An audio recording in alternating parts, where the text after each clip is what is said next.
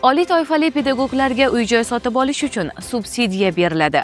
Bu bo'yicha Vazirlar Mahkamasining qarori qabul qilindi. Unga ko'ra 2026-yildan boshlab kamida 15 yil ish staji va oliy malaka toifasiga ega 60 yoshgacha bo'lgan pedagoglarga qayta moliyalashtiriladigan ipoteka krediti uchun boshlang'ich to'lovning 25%ni budjetdan qoplab berish tartibi joriy etiladi. Subsidiya birlamchi uy-joy bozoridan kvartira sotib olish uchun ajratiladi. Buning uchun budjetdan har yili 200 milliard so'mgacha mablag' yo'naltiriladi. Bunda subsidiya ariza beruvchining doimiy yashash joyidagi uy-joylarni xarid qilish uchun ajratiladi. Yagona istisno Toshkent shahrida yashovchilarga Toshkent viloyatidagi uylarni xarid qilishga ham subsidiya beriladi. Arizalar Davlat xizmatlari markazlari va yagona portal my.gov.uz orqali bepul qabul qilinadi. Ariza beruvchining quyidagi ma'lumotlari tekshiriladi.